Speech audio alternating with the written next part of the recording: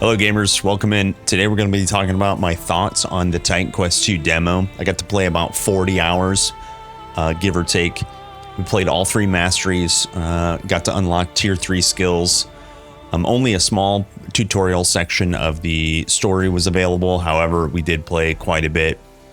In this video, I'll go over my thoughts. We'll do a quick playthrough of it, and hope you like it. So based on the demo, I've played quite a few characters. You can see in this list here, we've got 2 tunes at level 18. That means I was able to test out both or all 3 masteries at tier 3 skills. I've played quite a bit. The tutorial itself, the demo itself, takes about an hour and 20 minutes to play through. Overall, as an introductory experience to Titan Quest 2, I think it is spot on. The visuals, the progression, the difficulty, the introduction to the story, it's all spot on. The environments are exactly what you would expect from a Titan Quest sequel. Mythological setting. You experience these divine powers from a shrine very early on in the campaign. You essentially get your first mastery at like level 2 or 3. It's a story beat. You go through the beach. You get told about these shrines that have power from your trainer. Then you get to choose a mastery. In the available demo, you have 3 masteries available: Storm, Earth, and Warfare. And it's a good taste. This character is an Earth and Warfare character. We're just testing all kinds of Earth skills and passives. Each mastery in the demo has 2 leveling skills. You start at tier 1. This bar is filled up by divinity points. You get divinity points by leveling up, and other notable feats such as fated quests and certain other experiences throughout the rest of the game. That stuff is not available in the demo. We saw it in developer trailers and such. But yeah, so the way you get higher tier skills is you get these divinity points. And so we were able to test out with brute force, some leveling up, some ignites, Ring of Flames, all these tier 3 passives and stuff. But the demo will give you pretty organically access to tier 2 stuff. So you get your Earth enchantments, your flame volleys, earthquakes, and then your Earth attunement, concussive force, and cremation. Those are your 3 tier 2 Earth skills. Right, it's the same deal for Warfare. They're all kind of set up the same way. You have 2 passive available at level 1 in your bar, and 2 active skills available at level 1. Both of these attacks from all 3 masteries are viable leveling opportunities. Right, some of them use your weapon. So as an example, Sweeping Strike is a melee attack. It uses your weapon. You can get Whirlwind with the first modifier, and it's instant. You can instantly get Whirlwind and start leveling with Whirlwind. So the tutorial is great. It gives you plenty of leveling options, plenty of mobs you kill. You'll kill all kinds of birds and skeletons. I'm at the last part of the chapter right now, so we're fighting these weird like undead stalking shadows, right? But you kill birds and snakes in the beginning. You kill skeletons and crabs. There's even humanoids that you can farm and kill. So it's pretty cool stuff. As far as the attributes go, we can go over that really quick. They've changed the attribute system slightly. It's not as crazy of a change once you get into it, but you get 4 main attributes: Vigor, Might, Knowledge, and Agility. And you can see if you hover over Vigor gives you hit points, right? And it includes scaling all of your secondary attribute points. So if you put a point into vigor, you get hit points, and you get fitness, resolve, and cunning. You get it at a lower amount by investing in vigor. You get fitness, resolve, and cunning at a lower amount if you just invest into might. However, you also get hit points from vigor. So and then that bears mentioning your secondary attribute points: fitness, resolve, and cunning. They all govern damage scalars, right? Resolve is the basis for fire and cold damage. Cunning is the basis for poison and lightning damage. And then fitness is the basis for strike and pierce damage. So you can see if you want to scale resolve and fitness, might is your king, right? Fitness and resolve, those will satisfy gear requirements. Cunning also has gear requirements, right?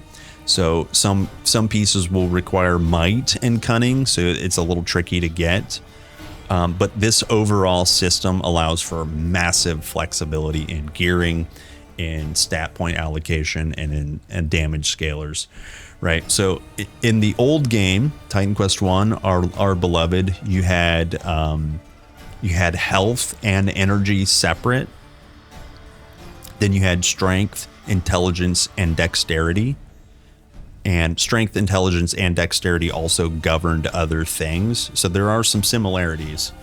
But since you get HP from vigor, you also get HP from leveling up.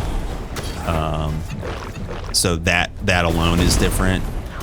The ability to completely customize where your attributes are spent, I think, is just way more powerful. In this mastery section, you can see the divinity. The Titan Ichor is what you fill up with divinity points. This does not give you any attributes as you level. You might feel like that's a regression compared to Titan Quest 1. I think it's actually a good thing because it creates an even playing field. As an example, Earth used to give you intelligence, and Warfare used to give you strength, in addition to, dexterity.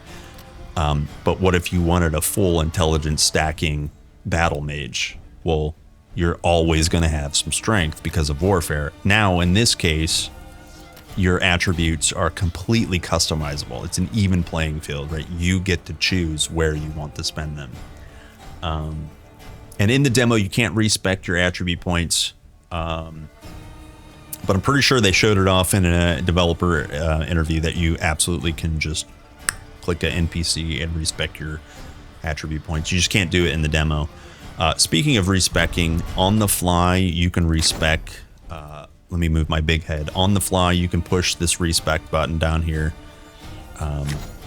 and pull points out of the skills. We can talk about skill system here in a second, but on the fly, you can just respec anytime you want. It just costs a little bit of gold, and the gold prices as of now are absolutely fine. Like, it's totally fine. And so in terms of skilling, you have every class has 3 basic skills that you don't require a mastery for. One is called primary attack, one is called dodge, one is called barrier, and you can see you can hover over top of them. They work just like regular skills would. They have modifier slots, capacity, and available modifiers. The more points you put into them, right, you get points. You get 2 active points and passive points for leveling up. The more points you put into them, the more capacities for modifiers you have. And these modifiers, as an example, Tailwind has up to 3 stacks. And that refers to 3 capacity slots. You can see it costs 1 per rank. So if you put rank 3 in there, it requires 1 modifier slot and 3 capacity slots. Sounds complicated, I promise. You play it for 5 minutes and it makes so much sense. I can just show you real quick.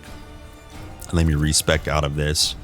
And then, so maybe we want to boost up our primary attack. You can see you get 1 capacity at level 1. So you put a skill point, there's a capacity slot. So I can put 1 point of Tailwind, and now when I auto attack with any weapon, actually Tailwind requires a a ranged weapon.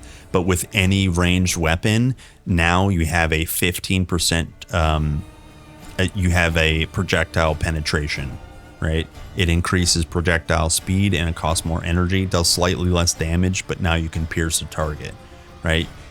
If you want another stack of that, another rank of Tailwind, same thing, invest another point, right? So here's a level 2 unlock, and so you can put another point investment into Tailwind, and now you can pierce 2 targets with 30% more projectile speed, right?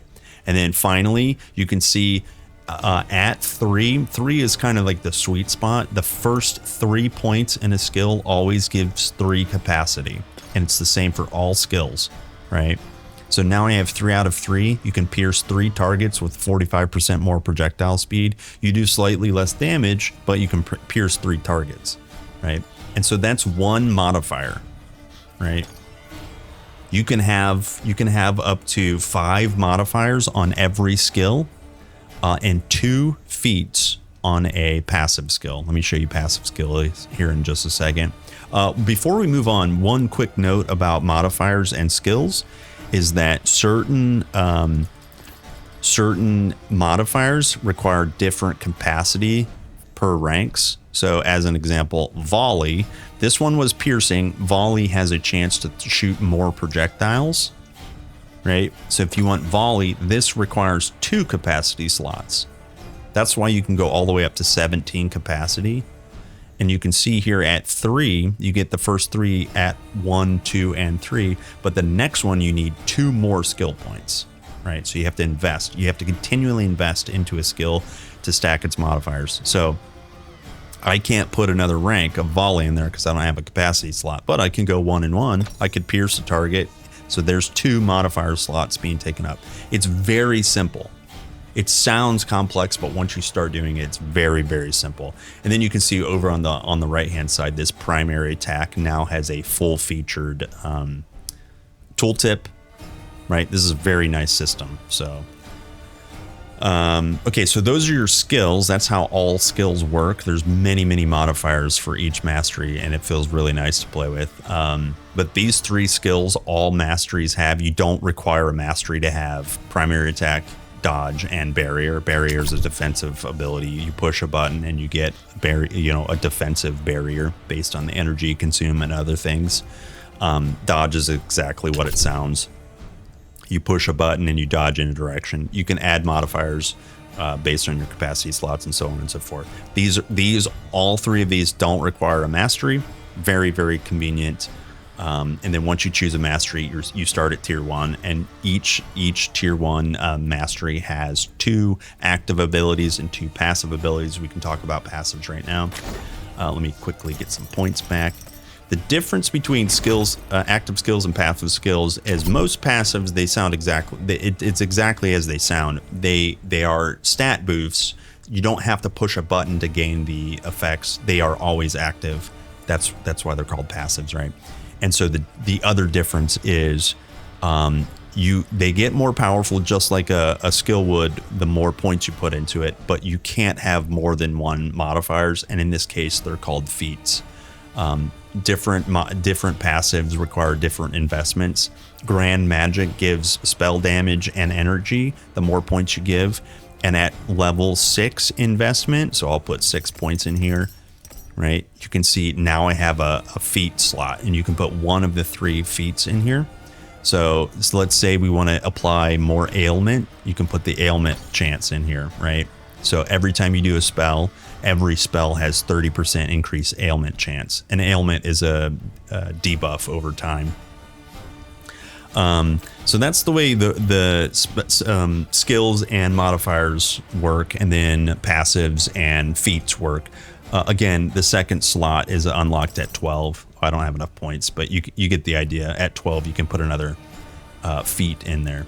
And all masteries work that way. So two leveling skills for the active side and 2 passive skills for the passive side to begin with. And then moving up the bar, you get to tier 2, right? They get stronger and stronger, and it's the same way with each mastery. So Slightly different than TQ1, but more flexible, more robust, very powerful. I'm having a blast creating all the synergies and figuring out all the kind of interactions between the skills. There's a lot of new mechanics to kind of understand and get your hands on. That if you've played other ARPGs, and if you played a little bit of Titan Quest 1, you'll be right at home in no time. The art style is on point. All the gear has very unique look. The setting is incredible. It just feels like home. There are some things that can be used as an improvement. So they're going into early access. So as much feedback as you can give them, when we can give them feedback, the better. And just remember, as you're playing, the game isn't final, and it's going to continue to evolve. But yeah, when you create a new character, we showed this off earlier. When you go to start new game, you have, as of right now, you have presets, masculine, feminine, and each body type has 16 presets. As of right now, there's no other way to customize things. You can't scale the height, you can't change hair, you can't change the color of the robe. And so hopefully they add some sort of that stuff. But 16 models. These models are pretty good. We pixel peeped all of them earlier. They look pretty good. I'm pretty happy with that. I mean, especially if you're coming from TQ1, you have one option for each, male and female. You have one male, one female. So 16 options. That's a great start. And then you're gonna cover your body up with gear. The gear looks so cool, anyways. So. Can't wait to see that. So you hit, you choose your model, you hit finalize, and then you type in a really dank meme name, right? TQ2 is Bay, right? So you start your game, you start off on the beach, and you start the plot. You get introduced to the island. There's a nice tutorial system. You got some pop-ups. The controls are very similar to other ARPGs, right? You've got your auto attack.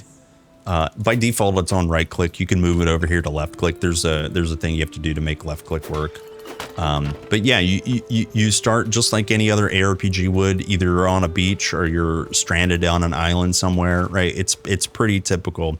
You've got a narrator. You've got some simple tutorial pop-ups, right? You start fighting basically right away. The color is fantastic. The art style, the environments. It's guided really well. The tutorial zone is super great. You've got your potion pop-up, teaching you how to use the potions already. Speaking of potions, we're jumping ahead a bit. Potions being equipable items. These are your potion slots. This was different in TQ1. You used to have to hoard potions in your bag.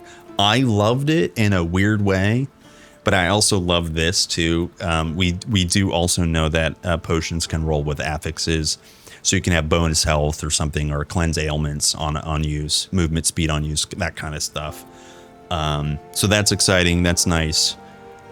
Speaking of the gear, let me get my big head out of the way. You've got a hat slot, you've got shoulders, you got gloves, you got chest, boots, you got an main hand, offhand. You can dual wield. There are two-handed weapons as well. There's 2 rings and a necklace slot as well. So very nice features so far. I'm pretty excited. But yeah, just take a look at some of the environments as you're playing. The main music theme is so great. It's a blast. So you get familiar portals right away. This is your first portal. You can, once you unlock more, places to teleport to, they fill up in the list. The map is pretty decent. Kind of shows you very easily where to go. And again, remember, we're in the tutorial section, so it's just setting up the interaction between you and your mentor and the general setting of the game. Today we hunt the There's this griffin terrorizing this island called Proti Island. It's up to you and your mentor to kind of like help kill this griffin that's been terrorizing the place, right? So it's pretty cool. Then you got these little secrets and hidey holes to discover. Plenty of stuff along the beach. It's teaching you about your inventory as you go. Stuff is automatically equipping, which is great. So the itemized stuff, you've got these light armor, you got these armor families, you've got these weapon families. Like this is a common sword. This is a light piece of armor. The light armor has 18% increased dodge rate recovery. This is a common piece. There's no prefix or suffix. So meaning that light armor, that implicit property, 18% dodge recovery, that's on all light armor pieces. So you can kind of stack that up. And what that means is your dodge recovers, a percentage faster. So it's kind of nice. You can kind of stack that kind of stuff up very easily. To teach you. Yeah, so far so good. Plenty of exploration. Like I said before, the demo is about an hour and a half long.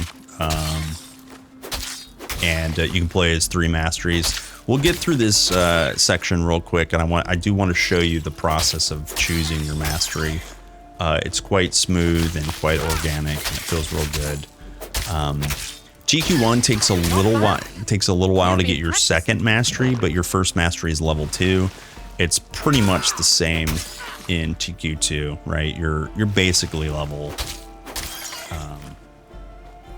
You're basically level 3 when you get your first mastery, but again, your second mastery is also much faster. It feels like it takes a little longer in TQ1 to get both of your masteries, and they wanted to probably improve that. And it's also tied up into the story, so that's a nice touch too, because it sets up the story a little bit better.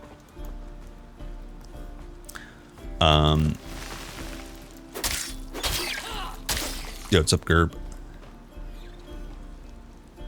Have I played a bow style? Yeah, not nearly as much as like some of the other stuff, but we have played bow quite a bit. So here's level 2. You don't actually get anything like in TU1. You would choose your mastery right away. Basically, right now all we have is attribute points. We've gone over these attribute points before. But this is a really nice panel. You can see core stats in here. You can see your defensive stats. This stuff here is also tracked in your details panel here. You just have to go to the advanced. So the information is repeated a little bit, but I don't really have a problem with that. The nice thing about this is it's always collapsed.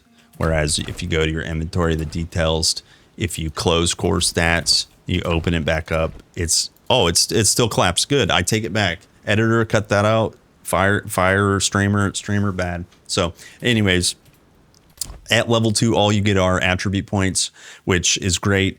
I should note you start at 300 hit points. Just leveling up, you get 25 hit points. I'm not sure if that's a static, a linear increase every time, but just know that you get power by leveling up.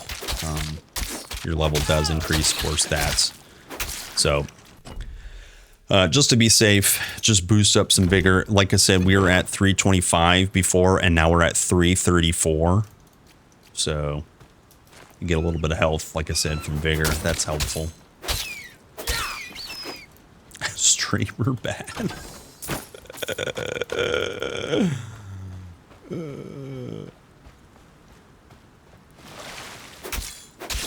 You've never fought the likes of a griffin before. But if you are victorious, Barrage might be crazy with bow. Yeah, we tested out Barrage yesterday with a bow, and it's nuts. You become like a machine gun sniper. Yeah. Yeah, it's nuts, man. Yeah, just fighting these crabs on the beach. Oh man, the colors are so good. Fight some birds. You're fighting a grocery store. Those giant eagles. If you know, you know.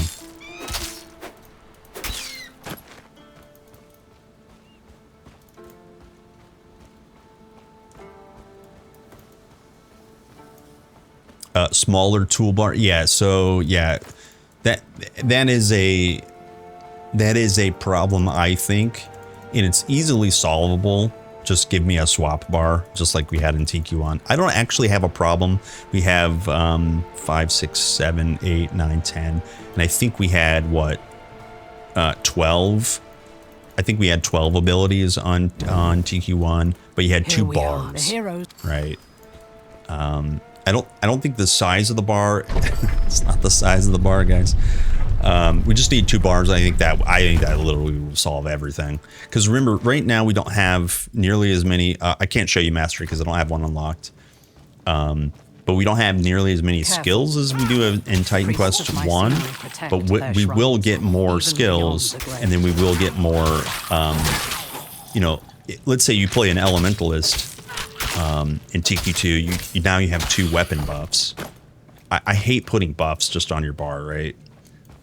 So maybe a second bar to not take up skill space, but I think it's pretty easily solvable, especially since this is just a demo, and I'm assuming that stuff is planned already. They already talked about a weapon swap.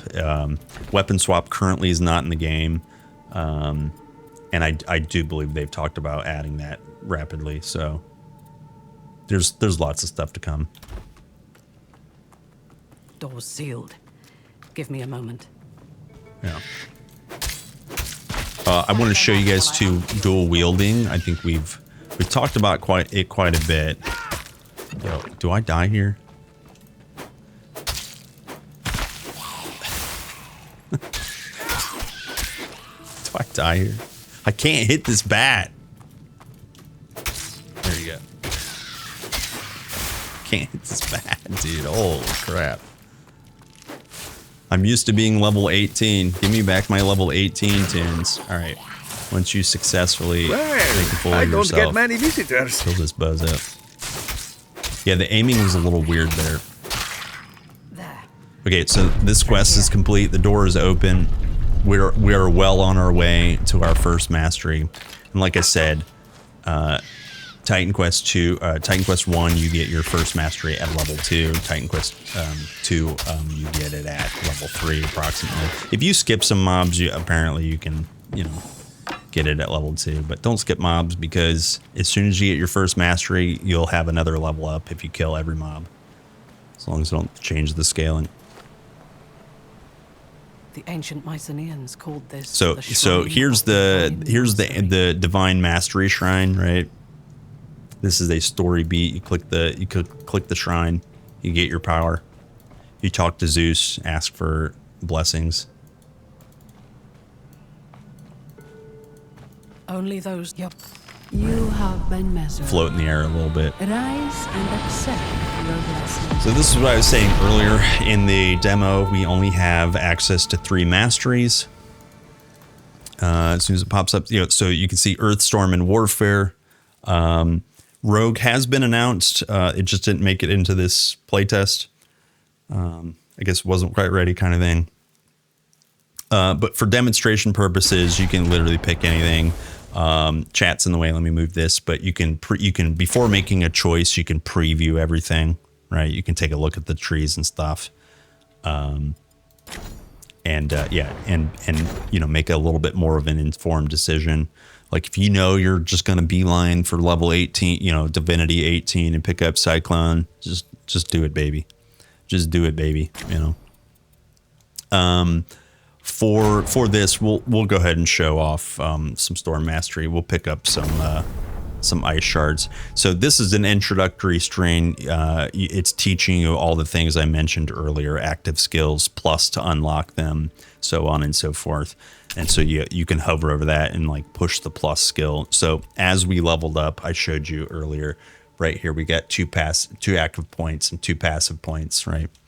And then I did want to mention this, looking at your bar, if you don't skip any mobs, you're like right here for a level up.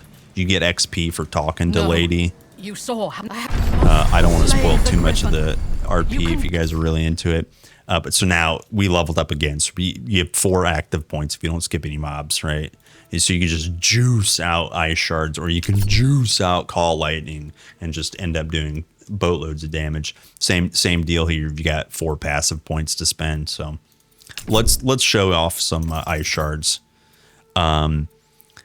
If you full send ice shards, I spent all 4 skill points. You could have just spent 3 and then maybe 1 point into dash kind of thing. Remember I said the first 3 you get a capacity for, and the 5th is when you get your next capacity. So we're right in between, right? So we do have some stuff. You can summon 2 additional projectiles, but basically the way ice shards work is unmodified. You fire 5 ice shards in a cone that deal 7 to 11 cold damage each. If you hit the same enemy with additional shards, they do less damage. So you can still shotgun, but it's not nearly as powerful as it used to be. But don't worry, there's other ways to make it strong. So let's just do penetration and 1 torrent. Let's actually do torrent and homing.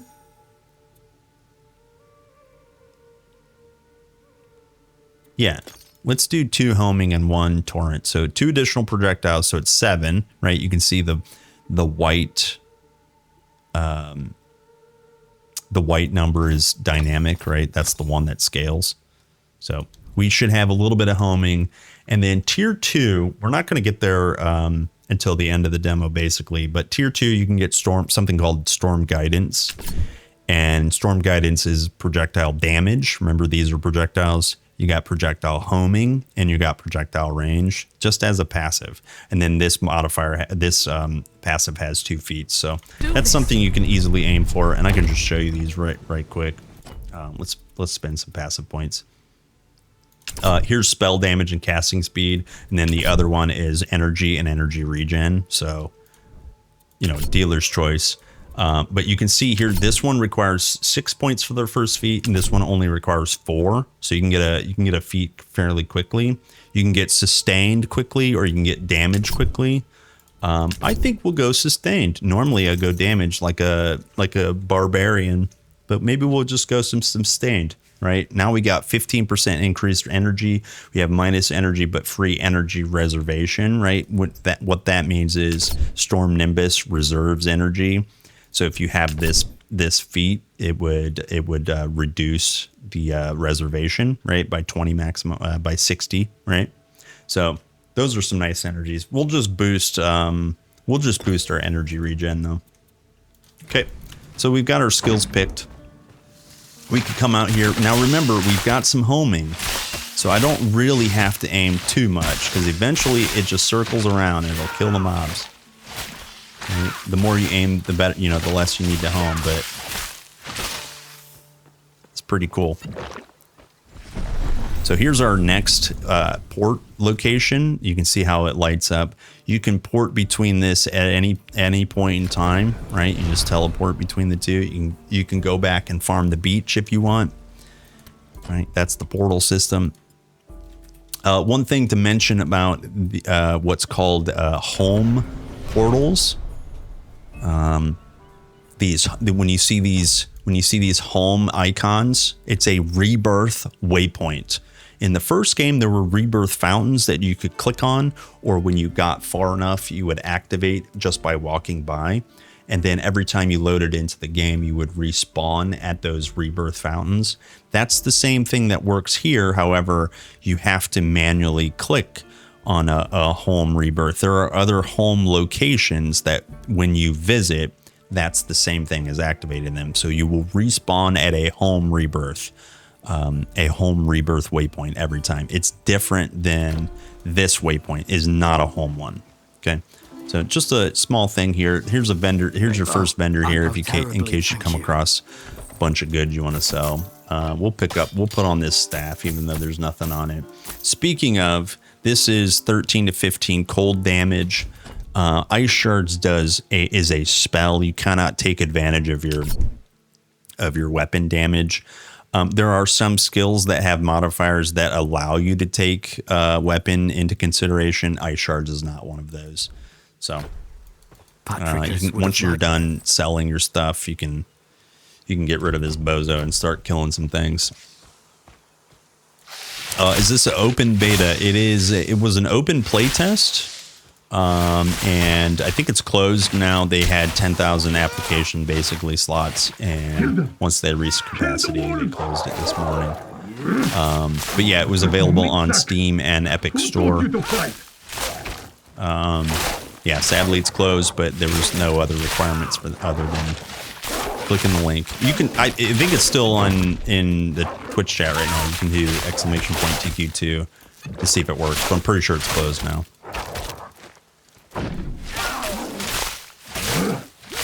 Yo, our ice shards don't do very much damage. Maybe it was a mistake to not go damage first. Yes, I'm stuck in this jar. Always good damage No, first. You can't open it, but you can get me to the But you can see, in the cave southwest of here. right away, So we're that already coming across the I first will side fix quest, right?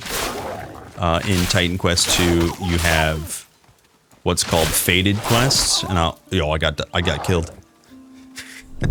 Don't worry, we're not fated to die here. It's a good opportunity to talk about fate. So here's the remember how I was talking about the home rebirth portal? We respawned at our rebirth. You have a death report, like you can port back to your dead body, and after you do that, it disappears. Right? That's kind of a new feature. What I was saying though is, I don't like our energy regen. At any point you can respec. It just costs a little bit of gold, 48 gold at this particular level, no problem. So we'll just spend points into damage. Damage is the way. And we'll spend some points in vigor. Make us a little healthier.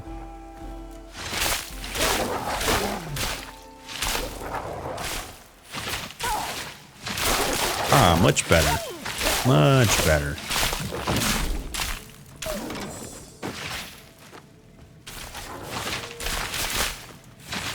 Much better.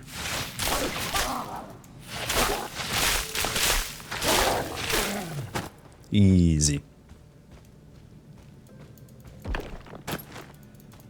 Plenty of nice environments. Now, remember, we're only on the tutorial island. It's a small slice of the game. But we do get, a beach environment. We do get these more open wilderness environments, the cliff sides and whatnot. You can see plenty of foliage and a nice path. Here's kind of a final tutorial pop-up. We've got a barrier introduction. You can see down here on my keybind. If you activate this, we get 110 barrier. And it's just free damage mitigation. It's 100% damage mitigation of whatever value you get. You mitigate that amount of barrier. There are ways to get plenty more barrier. Remember, barrier is a skill that you can put modifiers into. There's also stats on gear that you can straight up add to your barrier skill. So it's a really nice mechanic. It's absolutely worth exploring. Other ARPGs have a mechanic similar to barrier, PoE, energy ward, and stuff like that. So Last Epoch has something cool like it too. But here's an active ability. Lots of other ARPGs just automatically regen, and there are some mechanics that allow you to regenerate your barrier, but it's not completely automatic. You do have to invest a little bit into it. Well, it's pretty nice I don't so get far. many visitors. Hey guys, welcome in. Thanks for following. Thanks, guys. We're doing a little bit of a narrated playthrough. What I'm talking about right now will be on YouTube. I'll put my thoughts kind of together if we beat this. So here is the side quest cave that we came across. In TQ2, there are two types of quests. If you open your map, you can see, let me get my big head out of the way again. You've got fated quests up here on the top, and then world quests. Now, the quest I'm doing with the jar should be a world quest. But think of fated quests as your main campaign quest, and your world quests are stuff that maybe used to be considered side quests. You find them out in the world. They involve the world, right? So that's the way they're kind of like, looked at in this game. So fated versus world quest. World quest is a bit more side, and they're optional you know, exploration kind of based quests. In this cave, this is a non-fated quest, so it should be counted as a world quest. Here, put me We're on the about to shrine. return this talking jar to a platform. Hopefully, we get some fat loots.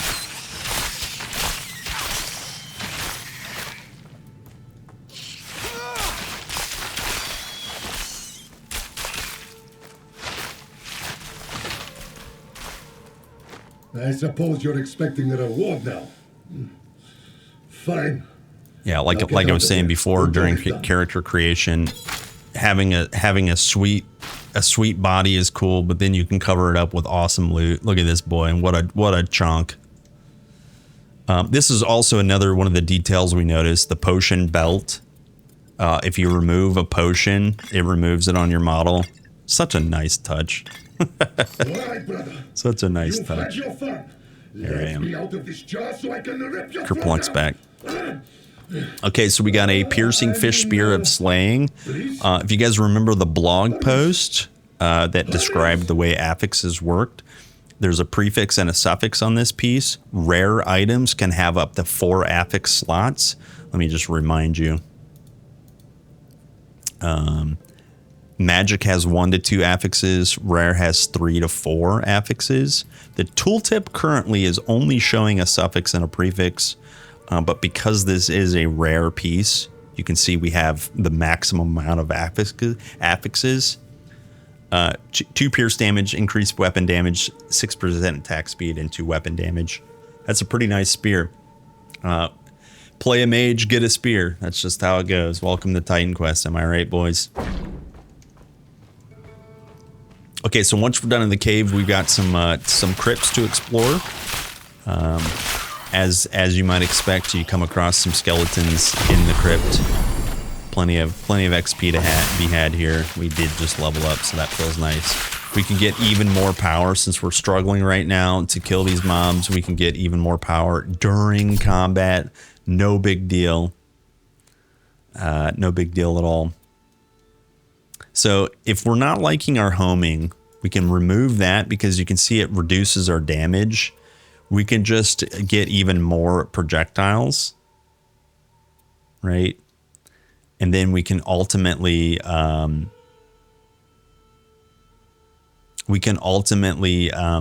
leave this the way it is and experiment with another skill. Let me show you guys Call Lightning. We can put 2 skill points in here. So you can get repetition. This repeats Call Lightning on intervals, right? And then let's get another ailment chance. That's something worth talking about. Let me demonstrate this skill though. So there's the repetition, right? You do it once and then it repeats. And hopefully we can get an ailment stack. So see the lightning stacks on these guys? Let's see if I can get one to proc. See the lightning stack on the icon? He's got 2 stacks of lightning damage. That's an ailment. That's all that means. There's a cool, robust mechanic system of ailment application. But basically, every damage type has an ailment that you can apply. Think of piercing damage applying bleed. That kind of makes sense. Hitting with strike damage, that's a new type of physical damage in this game. Strike damage does stagger ailment. So that's the mechanic when you start seeing things like ailment. In the case of this lightning strike, it makes complete sense that lightning applies shock damage as an ailment. And that was the stacks we were seeing there. Makes sense, huh, guys? So now you can see we're not homing, so we do have to aim a little bit better.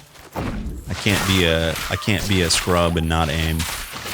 But we're shooting more projectiles and it's hitting pretty good, so pretty good trade-off. Make sure you light all these fires. You never know what you're gonna get.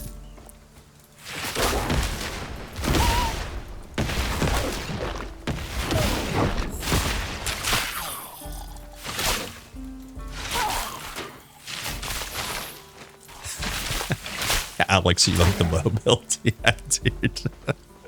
Yeah, it's pretty cool, huh?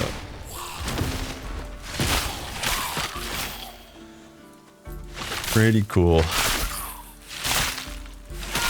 So we got some attribute points to spend, don't we? Yeah, here's some attributes. Just slam the owl. If you want all your secondary attributes to kind of be even, you can keep slamming vigor. But if you start putting points in the owl or other of your core attributes, you start scaling in different ways. You can also get all these attributes on gear, so the gearing system and the attribute system is just as flexible and even more flexible than Titan Quest 1. But since knowledge scales cunning and resolve is our cold damage and cunning is our lightning damage, we're just gonna slam the bird. Let's just slam the bird. Easy.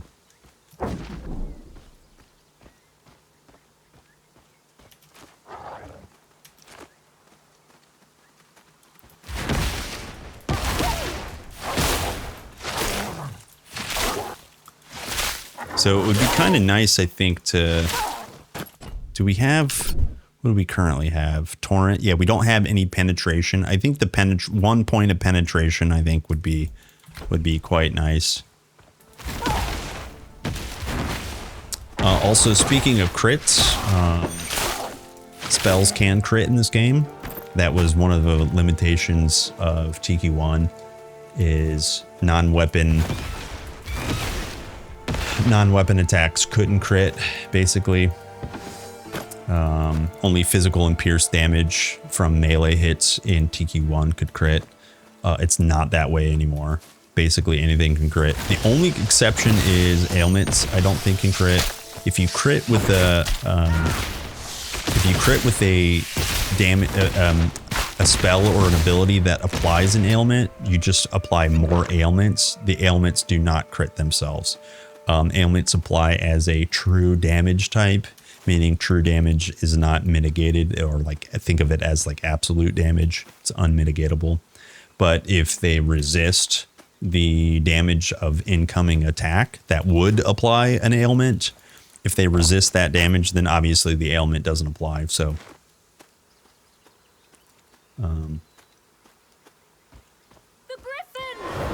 pretty self-explanation, right? Here's the village outskirts. You can see this this mayhem being caused by these griffin occultist worshippers.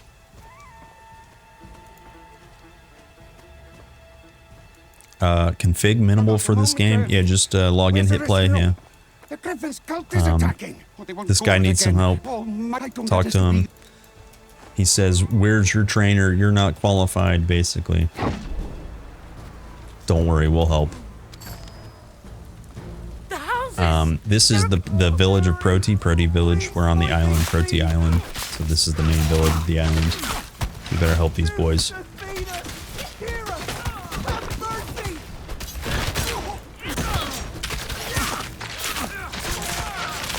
Bye.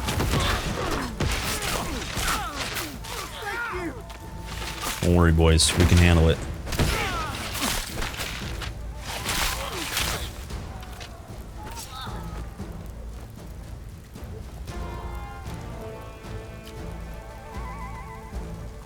Pretty nice environment. The smoke and the fiery effects look pretty good.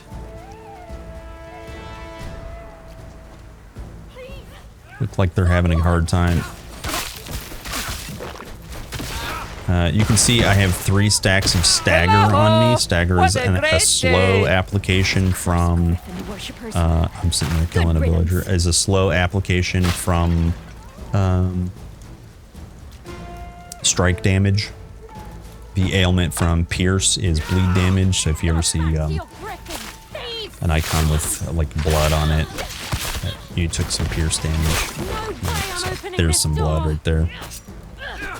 That's the way that works. Pretty nice. Okay, I think we've saved everyone. The portal, however, is not activated yet. I wonder what's happening. There must be an RP beat. This is the third time in many months. All right. Well, don't worry. We'll continue. One final fight. You take care of the cultists. And this one looks to be a little bit beefy. See how that guy's providing a rallying cry? He's channeling an ability. He had an eyeball above his head. They had something similar in Tiki 1. We used to call them captains. Oh boy, captains were scary. Okay, so here is, just want to point this out on the mini-map. Here's another icon. This is a home teleport waypoint, right? So when you activate that, this is our new home, okay? So now we will no longer spawn here. We will spawn up here. That's the way that works. And you can freely port between those portals at any point. This lady's going to open the gate for us. And then over here, your second vendor is unlocked. We also hit level 5. Pretty nice. So you can get rid of all this stuff that you don't want to use. It's maybe worth it to you know, check both vendors each time if you're feeling a little underwhelmed. Here's increased fire and cold damage, but you can see it requires fitness and might. We meet the fitness requirement, but not might. I'm not going to scale might on this character, but you could do that if you really wanted to increase your stats in all kinds of directions. Here's some cast speed. We don't have rings yet. I don't think I can buy both of these rings, can't I? See, crit hit chance and vigor. Vigor's going to give us some health and all secondary stats, remember? So we're going to buy that first. That's our first ring. And now we need 100 points of gold. Cooldown speed.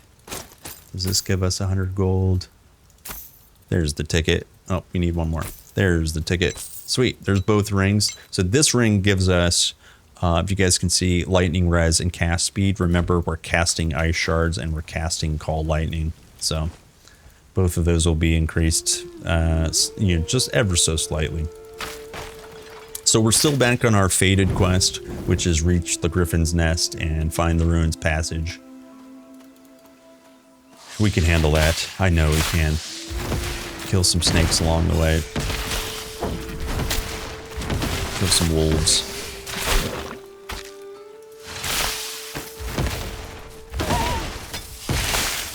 Maybe find some secret boxes.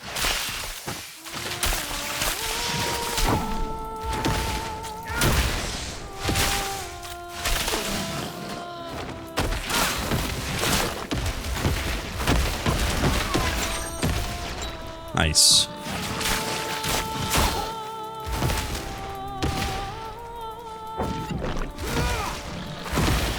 Yeah, look at all the little like environmental details down below. I don't know if we can get to that cave, but man, doesn't that look cool?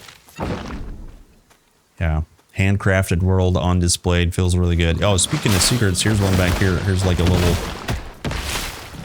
spot to explore. Speaking of exploring, while you're exploring, there's certain enemies that deal a lot of damage and do channel abilities, like these boars. If you find yourself ending up taking lots of damage, you're like me, you have to drink some potions. The way potions work in this game, there are notches on the bubble, right? And once this bar reaches the notch, you have a charge. And then here's your second charge. You can see that above the skill, you know, the key binding. I don't have a charge available. That's why it says 0. And to get a charge, you either deal damage or take damage. It's a bit safer to deal the damage, right? So now you can see it's at 1 and we have a charge available. And the more damage we deal, the more that progresses up. It's a pretty standard mechanic in some video games, but it's kind of a nice feature. Keeps us from having to go to town to fill up our you know, potions. Keeps us in the fight, basically. And the energy potion works the same way, except for instead of dealing damage or taking damage to fill up the charge, you basically just, it's a timed thing. So just over time it fills up. And for right now, I've only ever seen 1 charge for the energy potion and 2 charges for the health potion. Later in the game, maybe we get more charges. That would be cool.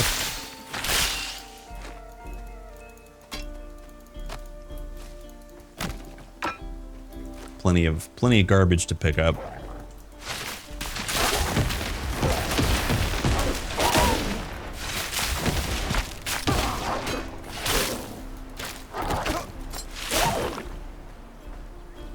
Very neat.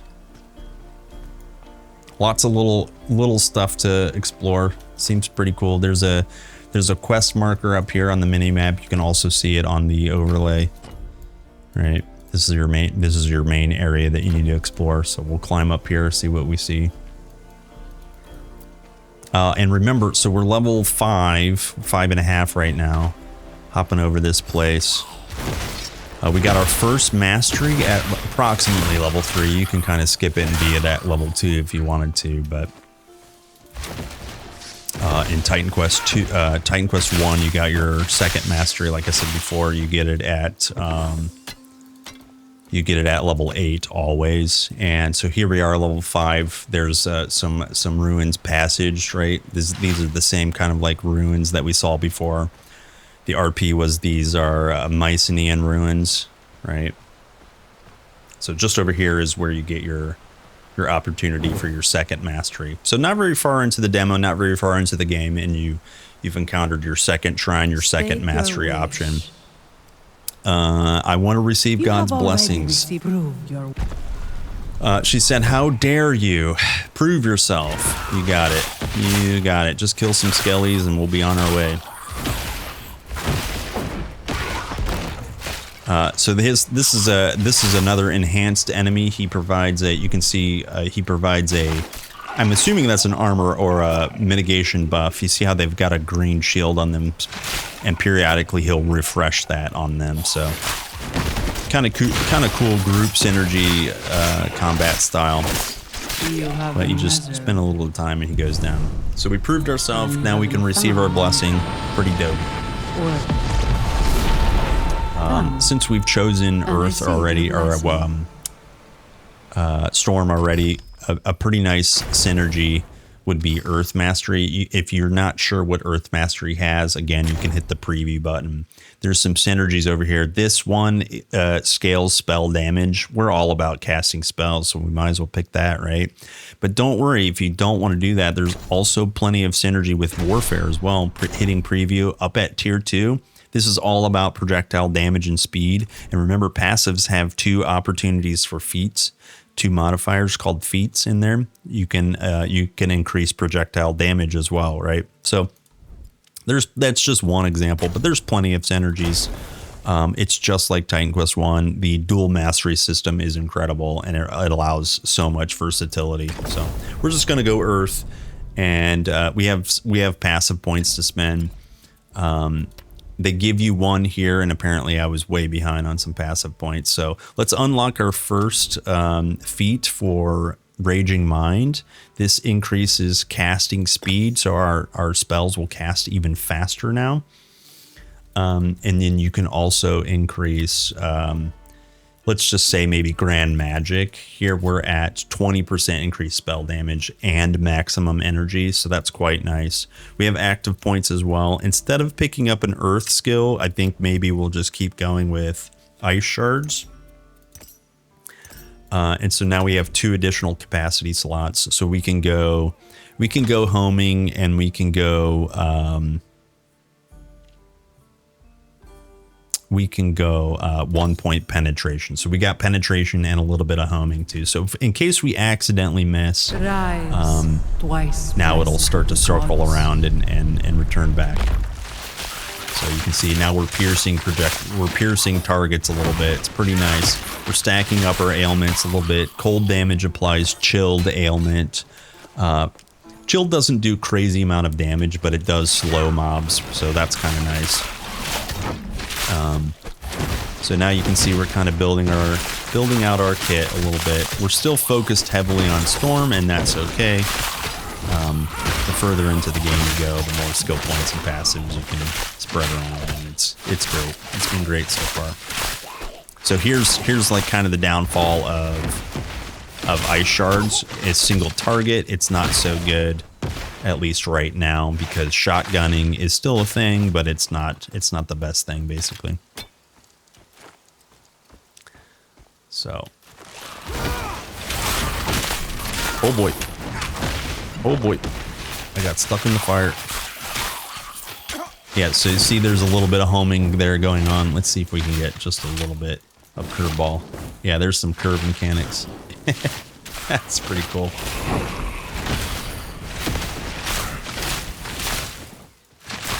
Very, very cool. Yeah, job o'clock. Okay. Yeah.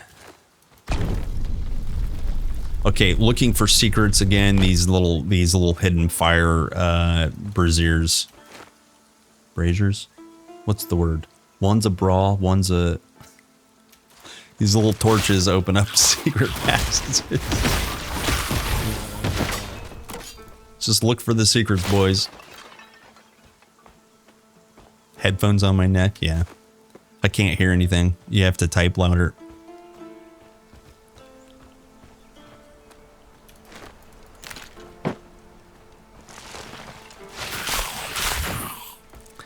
So you can see now our fated quest. The Queen of the Mountain is our fated quest. We're on the next stage of it. Here's another one of those portals by an amazing vista of the other side of the waterfalls. You can see we're making our way through the ruins up on the mountains to make our way towards the nest. We're still trying to kill the griffin that's been terrorizing the land. And here's some more of her followers that you gotta kill along the road. It's pretty nice. Pretty nice interaction here.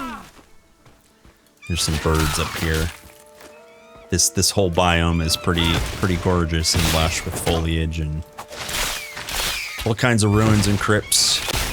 And we've left the beach behind, but there's still plenty of water in the vista. Ooh, deadly of recovery, nice. Got some birds attacking us. Okay, what was this ring? So I think deadly's crit chance, yeah, and health. We'll drop some cast speed for some crit chance. Try it out.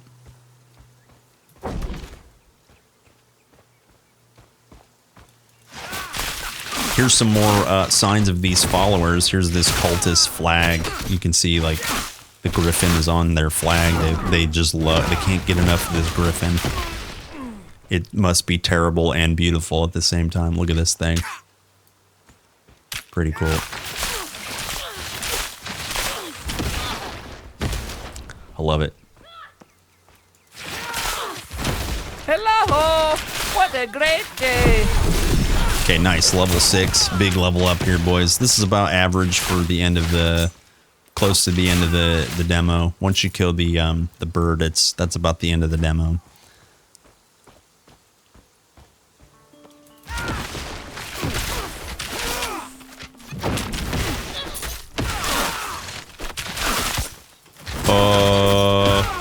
I pulled way too many. Don't worry, just keep casting. Zeus will protect you. Okay. I forgot we got some skill points. Can we get more power? Because, let's see.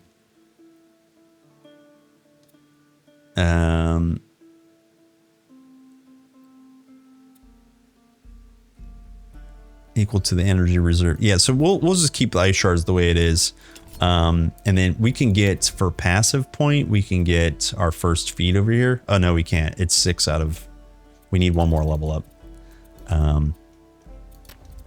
Okay, so...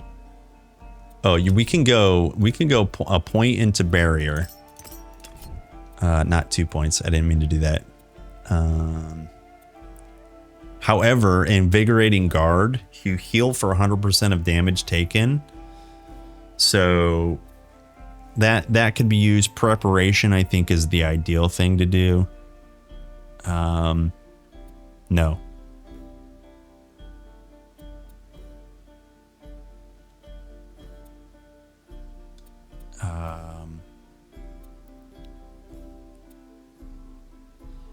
Barrier gets... Hold on. Yeah, this is the one. 50% increased global barrier, right? So you just double your barrier basically. So you can get barrier from items. Yeah, these boots give barrier. So now we're at 251 barrier. It takes a half a second cast time, but you just got to be on point, just pushing the button. Okay, so we have another capacity slot, and then we can also cleanse ailments on barrier. So if we start to bleed, if we start to get, you know, lightning damage applied to us or any kind of ailment, or slow. So here's a barrier cleanse. We cleansed it right away, and obviously got 2 stacks immediately. But if you're loaded up with ailments, you know, you want to cleanse them. You just push your ailment cleanse, right? It's pretty nice. Pretty nice option.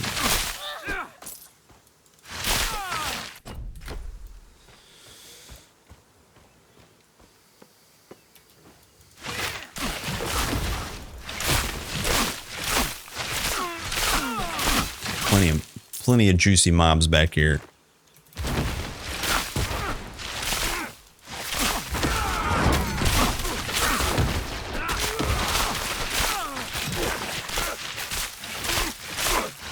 Oh, and we have attribute points to spend. We have 4 points. We can go 2 knowledge, 2 vigor to be a little bit healthy.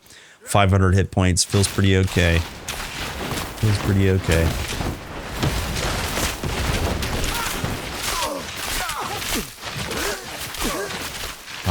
Hello, Booster.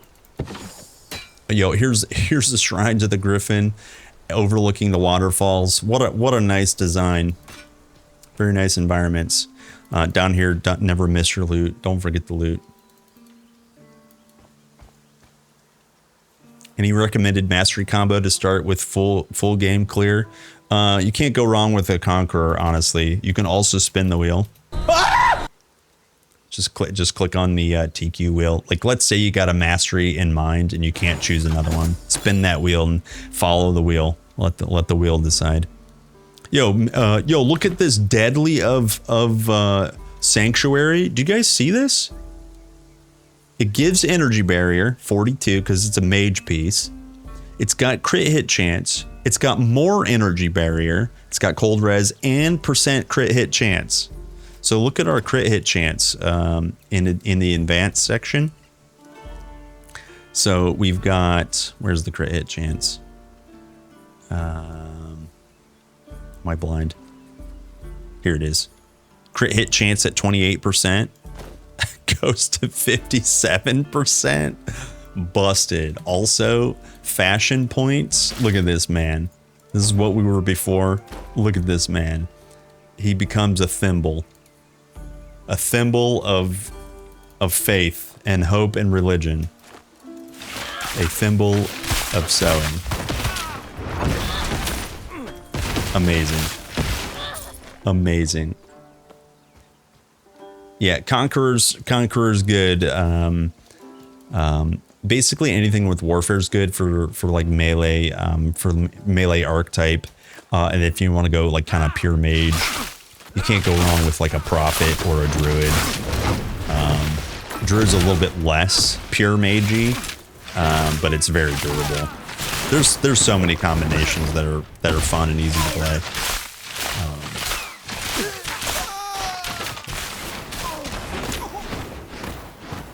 I'm kind of doing a guided playthrough right now of YouTube. I'll catch up on chat in just a minute. Should we hit level 7 for the end? Maybe we just kill the bird right now. Let's kill the bird right now. Okay, once you hit level 6 approximately, that'll be about time to kill the bird, the griffin. Once you get to the final platform, it'll tell you, you can port around to vendor up some items, maybe gobble up some gear you're missing. But if you're feeling ready, like I'm feeling ready, I think we can go kill this bird right now. Let's kill this bird, guys. Here's the Queen of the Mountain. She's the griffin. Well, if it isn't the hero of Proti Village. Come to bask in my presence, have you? Be warned, my servants were weak. But I am as terrible as I am beautiful.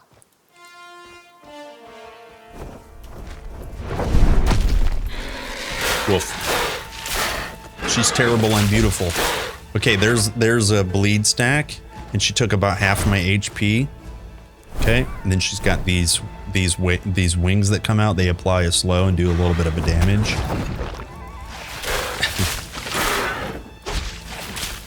There's some more bleed, but I had barrier up, so it didn't take too much damage. Just keep kiting a little bit if you're weak. So after she does a few attacks, there's no way that didn't kill me. After she does a few attacks, you'll see she gathers her energy. There's 3 stacks of slow instantly.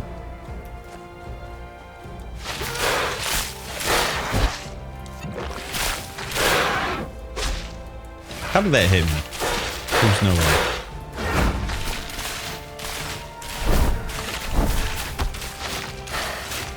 So there's her channeling up some energy to fly.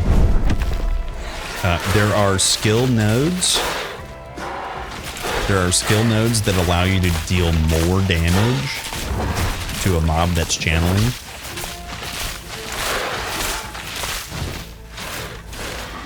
That's definitely worse than investing later on in the game when you start fighting more mobs that channel and such.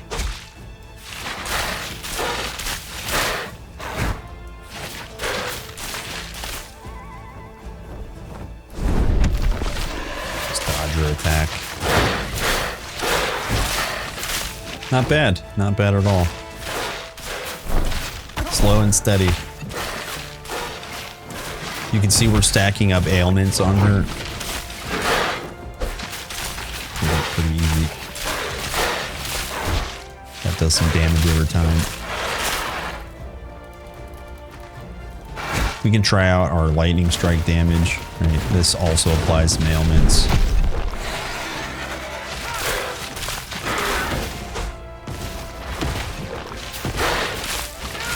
It's pretty good. Pretty good damage.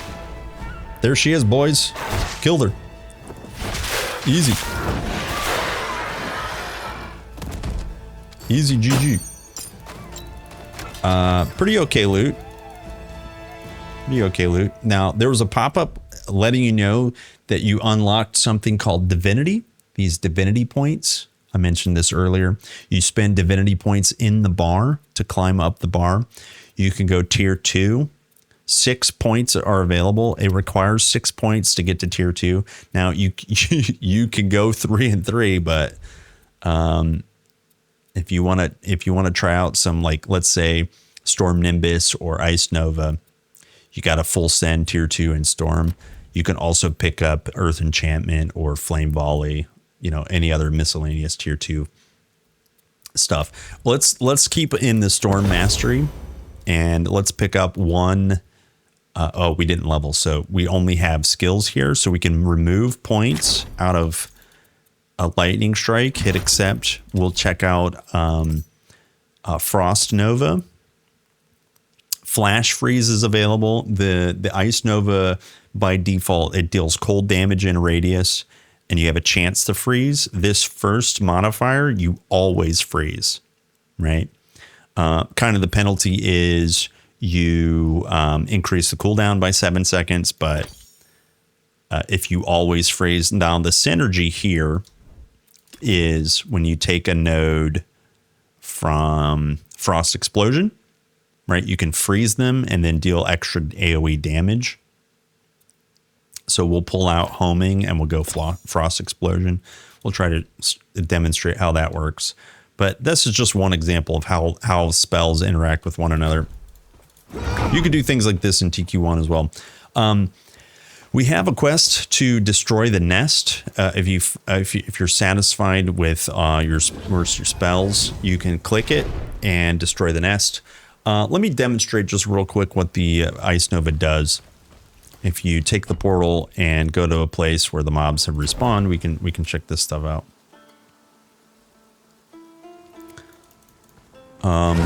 Is there any pet in TQ? Yes. Nearly every mastery in Titan Quest 1 has pets. Are you talking about Titan Quest 2? There are no pets or summons yet. So we can port in, freeze him. Oh, he died instantly, so we can't. He died instantly, so there's no synergy yet, but Here, let's group them up, freeze them all. Yeah, they all die. They just all die instantly. We're too high level. We're too good. We're too big boys. Anyways, if they don't instantly die, you can at least check out. Yeah, there's a frost. You can see the frost explosion when he's frozen.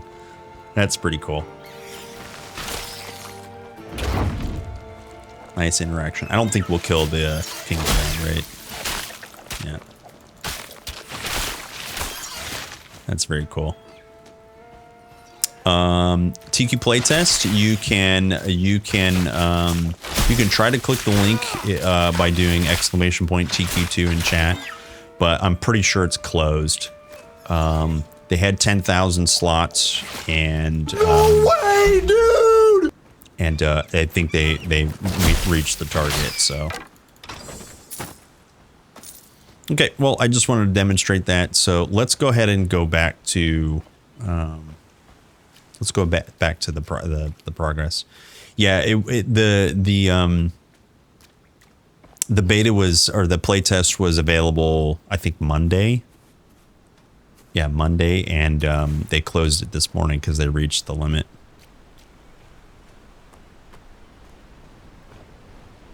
Yeah. No information on the length of the playtest, but they're aiming to have, you know, early access available soon, from my understanding. So, yeah, not sure, honestly.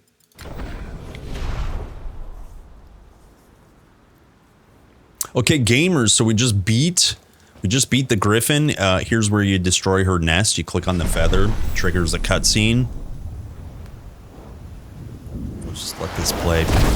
This is a nice introduction in the game to, you know, your arch nemesis.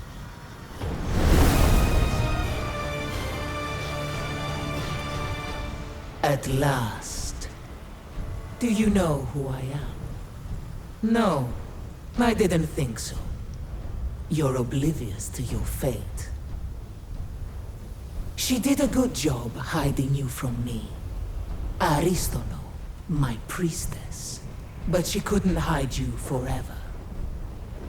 I am Retribution herself. And you were marked for punishment long ago. Goddess! Stop! I beg you! There's no justice in this punishment. Justice? Ha! We're all just flies in the spider web of the fates. Blame them, not me. Arayan! Now! Save me, Oran. Save me, horse. Go! Run! I'll distract her. Get to the caves. Okay, so a little bit of background. Nemesis, if you go, you know, Wikipedia, she's basically, this is a really cool detail. She's basically the mother of Telkines. We killed so many Telkines in the first game. It only makes sense that in the second game she's out for some revenge. She's out for some revenge. What will you do when she's no longer there to protect you?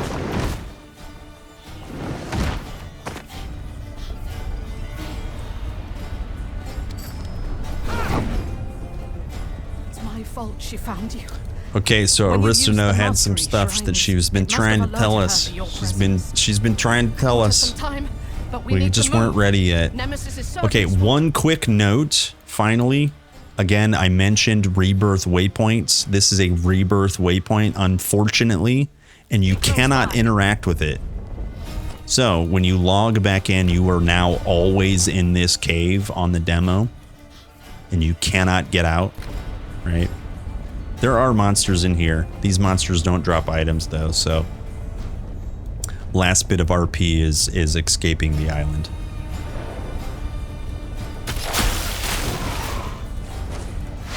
These are summons from Nemesis. She's hunting us. She's hunting us. There's level 7 acquired. Big level up. So we can do our first feature here. Ailment chance, spell damage, and increased cost with spells, crit hit chance. Let's go increase spell damage. 30% is a big deal. We have another passive to spend. We can increase our energy pool. That's no big deal. And then we have another active set of active points. We can go 2 points storm nimbus, increase your cold and lightning damage here. That's pretty easy. This reserves energy. You can move your stuff around. This reserves energy. So there was a node here, if you guys remember, increases damage equal to a percentage of energy reserved. So you can absolutely play with that as well. Right? 2%, 3% doesn't sound like much, but remember 2% and 10%, those are in white, so that scales the more investment you spend.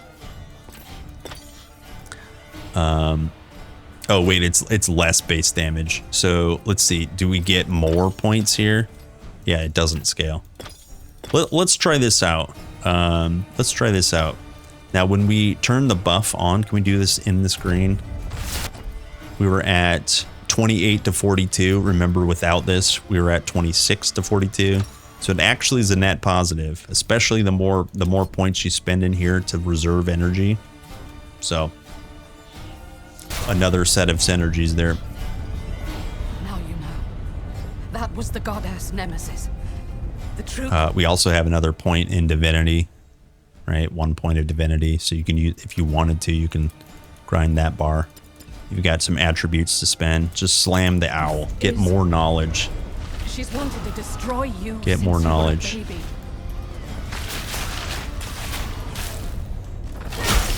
Huge.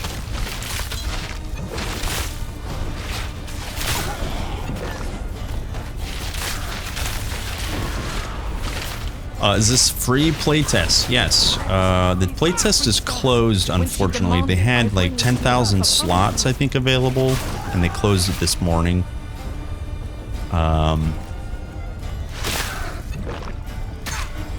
Yeah, unfortunately, you can try the link if you do !TQ2. The link comes up, but I'm like I said, I'm pretty sure it's closed now. So.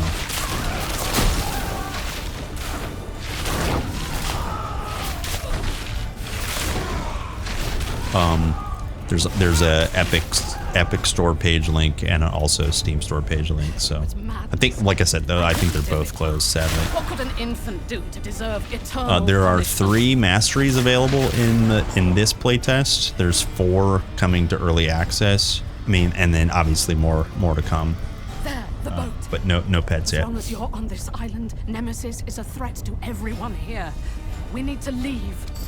Okay, yeah. So basically, that's the demo here. The last bit is she'll tell you where you need to go and how you need to start to address this threat. You basically flee the island, and Nemesis chases you down. We'll let this cutscene play.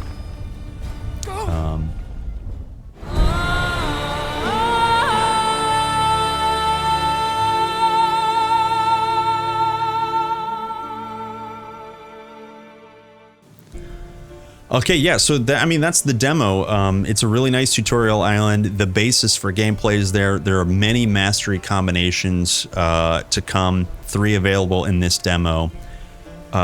Strong vibes of TQ1 with a modern ARPG set of elements. Beautiful environments, beautiful gear, graphics, visuals, sound effects are all on point. So reminiscent of... TQ1, they took so much inspiration, you can tell, from the original game, and that feels really nice to see. There are some gameplay elements that could use some work, and they're in active development. So the more feedback they can gather from us and playtesters in the future, the better. But my general thoughts are this is an excellent start of the sequel. Can't wait for more early access. Can't wait for full launch, all that stuff. I absolutely love this so far. I've played so many characters already. I've done some ridiculous grinding. I've got like 6 or 7 characters. I've got 3 characters at level 18, just to try out the tier 3 skills. So we've done quite a bit of stuff. Yeah, I can't wait for more. So yeah, guys, thanks for tuning in. Thanks so much. make sure you add this to your wish list. And if you're excited for it, make sure you engage in comments, tell your friends about this stuff. Yeah, just make sure you engage wherever you can. And hope you liked it, guys. Bye, YouTube. See you guys.